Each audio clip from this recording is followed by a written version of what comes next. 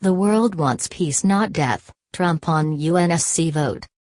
U.S. President Donald Trump said the world wants peace, not death, following the latest bout of UN Security Council sanctions placed on North Korea.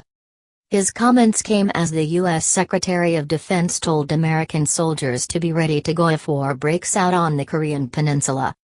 The sanctions, which order North Koreans working abroad to return home within 2 years and ban nearly 90% of refined petroleum exports to the country, were unanimously approved in a resolution by the 15-member body on Friday.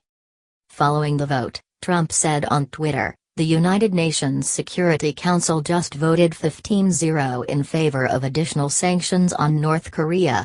The world wants peace, not death."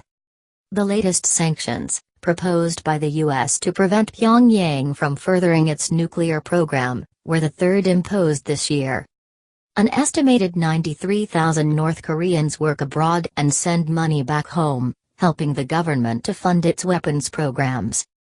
The sanctions, which also prohibit the supply of industrial machinery to North Korea and the purchase of food and agricultural products from the country, are a response to North Korea's test launch of an intercontinental ballistic missile on November 29. Don't expect war with North Korea to be gentlemanly. Alexander Gillespie. By Alexander Gillespie. James Mattis, the American defense chief, said on Friday that storm clouds are gathering over the Korean Peninsula as he urged U.S. troops to be ready if war breaks out, though he emphasized diplomacy was the best way forward.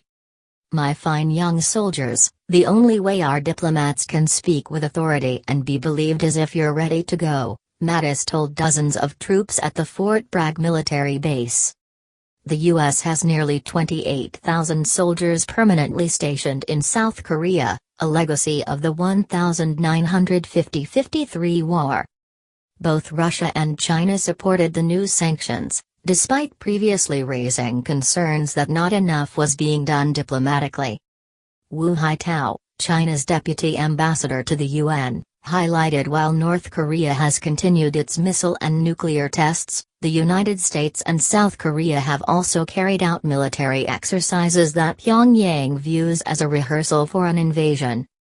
The escalation of tension on the peninsula, which has reached the point of risking spiraling out of control, is not in the interest of any parties, said Wu. He pressed Pyongyang to refrain from conducting any further nuclear and missile tests. Peace with North Korea is still possible. Richard Javad Haydarian. By Richard Javad Haydarian. The fact that China agreed to that level of food cuts and will be transparent about how much oil it will be sending North Korea is seen as a major change in stance, Gopalan said. But China stopped short of halting all fuel supplies.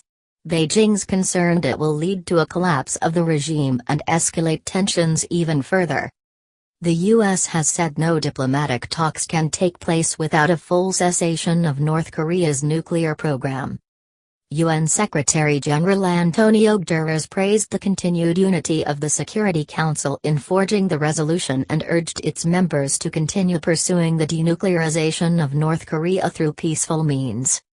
The only way forward for a comprehensive peaceful and political solution requires de-escalation and open communication channels now, his spokesperson said in a statement on Friday.